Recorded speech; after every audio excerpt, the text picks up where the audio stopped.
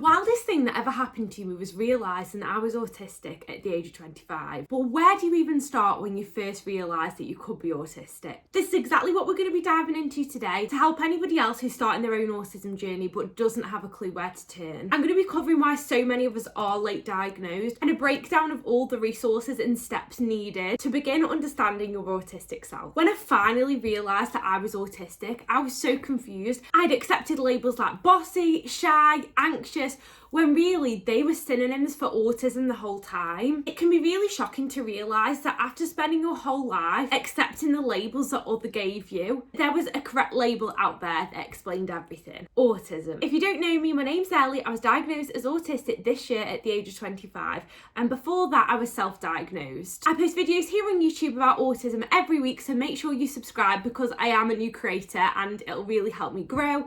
And if you aren't already, then make sure to follow me on TikTok at Elle's Better Life, where my audience is a little bit bigger over there. Quick disclaimer that I am not an expert on autism. I'm just speaking about this from my own experience as a late diagnosed autistic and based on research that I have conducted. So what is autism? Autism is a lifelong neurodevelopmental condition, and it can affect how people interact with others, communicate, make and keep friends, how information and senses are processed, along with a whole host of other things. As it's a developmental condition, autistic traits must be present in the early stages of development, although they may not become fully manifest until external environment becomes too much to cope with, or may even be masked. More on that later. Because autism is a spectrum, the way that one autistic person experiences their autistic traits may be very different to somebody else. This is my wheel of autistic traits, and for me, my biggest struggles are fixations, social difficulties and anxiety. But your wheel of traits may look very different, and it's important to be aware that regardless of how them traits present,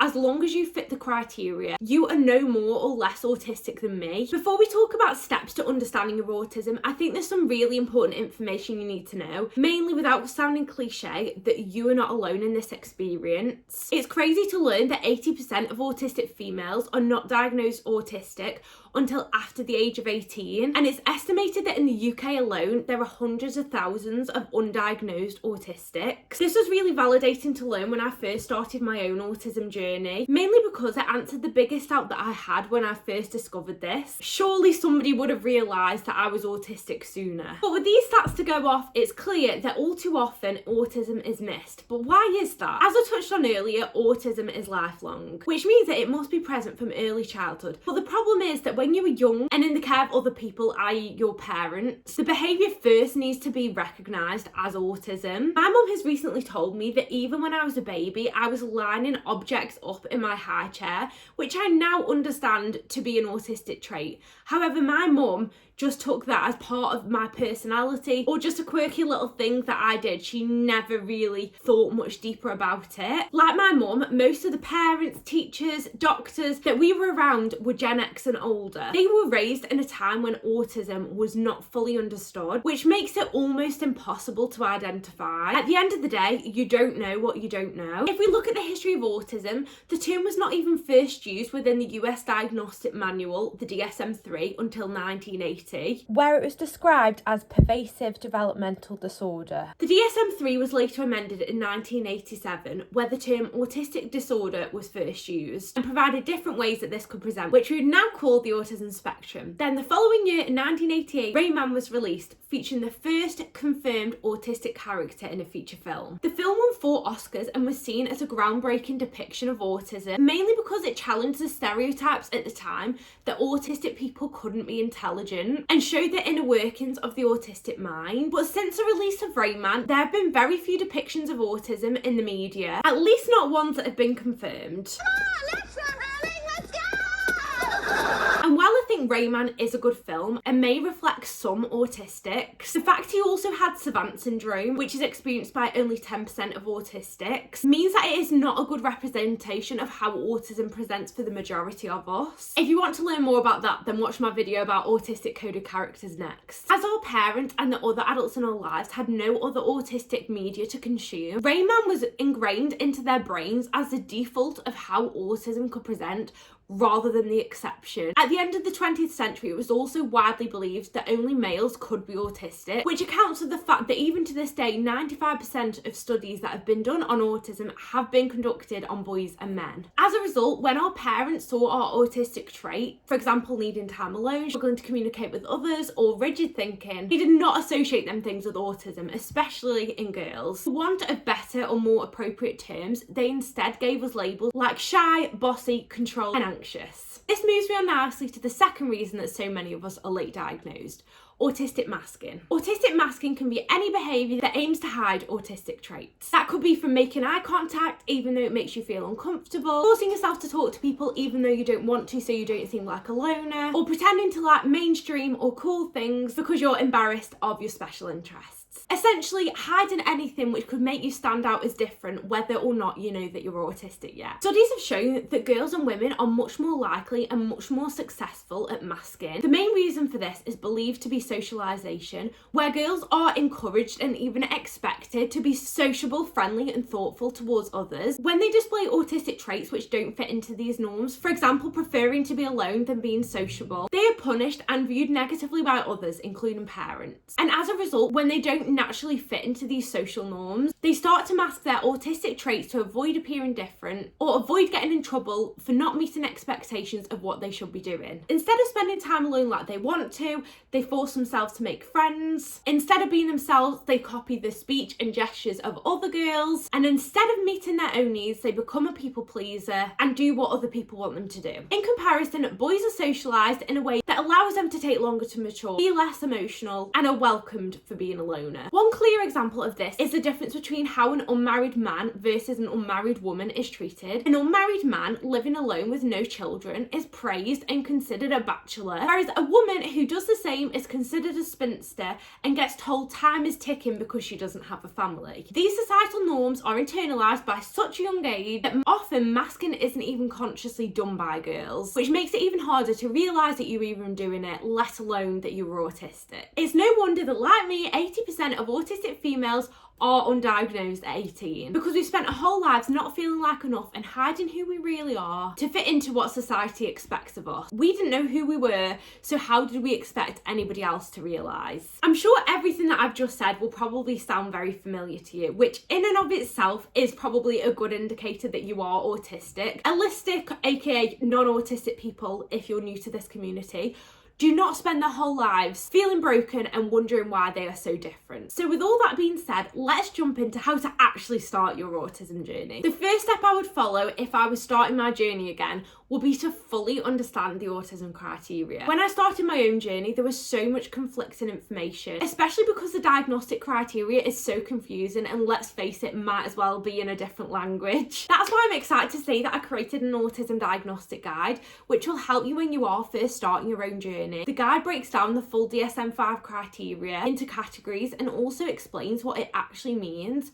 For example, one of the criteria is deficit in social and emotional reciprocity. Might as well be in Polish, right? But what it's actually asking is whether you struggle communicating with people in social situations. I've translated each section of this into plain simple English so you understand what it's actually asking from you. Not only that, but there are also around 50 different prompts and examples for each section. You might say, well, Ellie, I don't know whether I do struggle communicating with people. That's why I then give these prompts. Did you seem different to your peers? Did you easily run up to other children and play, or did you just observe? This makes it a lot easier to answer and understand whether that's actually something you struggle with. There's even a separate tab which explains the full criteria and how you need to fit it, along with some tips on starting your journey, which will really help. I will be mentioning this throughout the video, but if you want to order yours, then go to the link at the top of my description. It's only £5 and is an amazing resource if you're starting your journey. Moving on to step number 2. So that you can fully understand the criteria, it's really important that you immerse yourself within the autistic community. Consume as many resources as you possibly can about autism, whether that's from experts or whether it's from autistic people themselves. The number one book that I would recommend is Women and Girls with Autism Spectrum Disorder by Sarah Hendricks. This book was honestly the most validating thing that I've ever read because it made me realise how much of my struggles and behaviours are because I'm autistic. Within the book, Sarah interviews autistic women about different points from throughout their lives,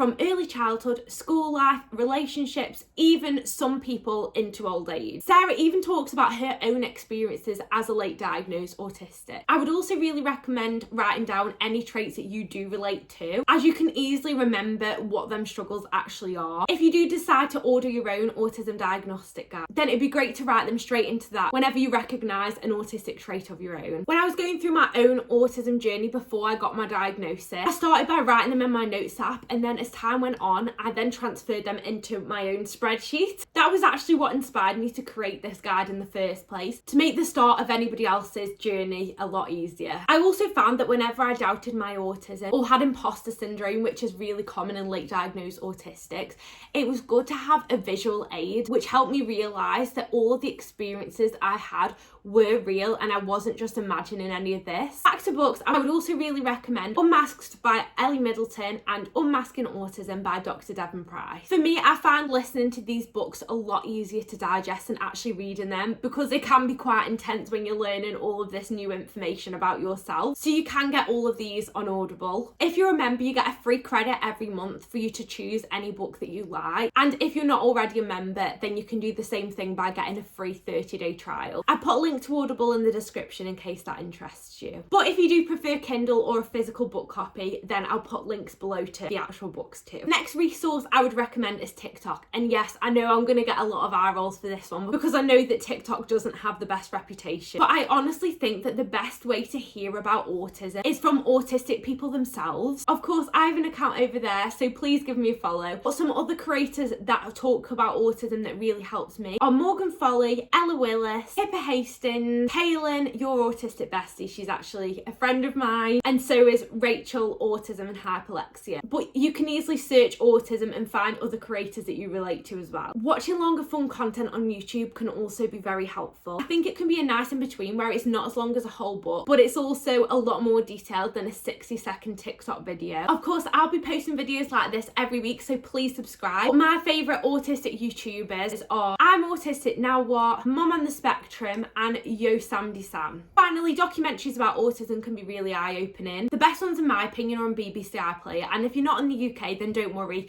you will be able to access it using a VPN. My favourites are by Christine McGuinness, which were actually the first thing that ever made me realise that I could be autistic. Anybody who doesn't know, Christine is a British model who is married to TV presenter Paddy McGuinness. They have 3 autistic children, and it was from their children receiving their own autism diagnosis that eventually made Christine realise in her 30s that she was also autistic. She made a documentary about her autism diagnosis journey and explained all of her autistic traits, and I remember thinking, if this is what autism is, then I am definitely autistic. Again, everything I've mentioned in this video will be linked below. Step 3 is unmasking, and I'm not going to go into this in too much detail today because that was the whole subject of my last video, so make sure to watch that next. But I feel like I can't talk about starting your autism journey unless I at least mention it. So what I will say is that throughout your journey, you will naturally and gradually begin to realise which parts of your behaviours are natural to you and which parts of them are because you were trying to hide your autistic trait, i.e. masking. Masking can be very harmful and damaging to the mental health of autistic people. So the more you unmask, the better you will feel. And the more you know about autism, the easier this will be. Like I say in my last video, this explains it a lot more. For most autistics, there will get to a time after you become familiar with your autistic trait that you want to seek out formal answers. This of course is not the case for everybody, but I know for me, I needed the validation of a formal diagnosis. I don't want to put any timestamps on this because everybody is different, but when you feel that you are fully aware of your autistic traits and comfortable in accepting that you probably are autistic, then this is when I would recommend speaking to a professional. Start by talking to your GP or family doctor, who will then be able to talk you through the diagnostic process in your area. This will vary greatly from one country or one area to another, so they will definitely be able to inform you best. If you are in the UK and would like me to talk through the diagnostic process over here, then let me know in the comments and I'd be more than happy to do a separate video on that. My biggest piece of advice when going in to speak to the doctor would be to go in prepared. Write a summary, even just a paragraph, summarising why you think you're autistic and why you are seeking out their help. I would also really recommend writing down examples from throughout your life, maybe from early childhood, teenage or high school years into adulthood, because as we've discussed, autism is lifelong. This will be an easy indicator to the GP that this is a lifelong struggle and not something that's been brought on later in life due to things like trauma or environmental factors. Even better if you bought the Autism Diagnostic Guide, and this will be an amazing piece of information to provide the doctor with, as it'll give them an in-depth look at your history. Just to reassure you, I found this process so helpful and supportive because I'd gone into the doctor so sure that I was autistic and had prior mental health struggles which could point to autism. I didn't doubt or refuse my need for an assessment for a second. Just show that you know what you're talking about, and I'm sure it'll be fine. Or if they're not supportive, then you can always ask for a second opinion from a different doctor. The final part I'm going to touch on today is speaking to family. In my experience, the best time to speak to them is after you've already been referred. Of course, every family's relationship is different, but if you haven't realised until now that you are autistic, there may be some doubt from those around you that you could be autistic. When I first spoke to my family, at first I just heard things like, oh, you're just anxious, or if you were autistic, we would have known a lot sooner. But as we spoke about earlier, they will have their own bias about autism due to not being educated about it. I said, I've been to the doctors and they've referred me for an autism assessment, because this meant that it wasn't just based off my own opinion. Usually they'll be more likely and willing to trust in this if a professional is involved. I think it's also really important to use this as an opportunity to educate them rather than making it an interrogation about why they didn't realise sooner. At the end of the day, I'm going to say this again, you don't know what you don't know. Explain to them what autism actually is and give examples from your own life that they've previously pointed out. For me, that was reminding my mum that she had to teach me how to talk to people because I had no inherent understanding of that, and that she used to notice I could never make or keep friends. Eventually, I'm sure that they will begin to understand. My parents now fully understand and accept my autism, but it has taken some time. Again, if you want me to do a full video on this subject or anything else that I've talked about in this video, then please let me know in the comments. Because I am new to this, then I'm constantly looking for new ideas and videos that I could be making. If you have watched until the end, then thank you so much. I really hope that this has been helpful for you and that you have an idea of where to turn with your journey. My Autism Diagnostic Guide is linked in the description, which is basically a working document to follow on from this video. And come back next week where I'll be talking about autistic burnout recovery. Bye!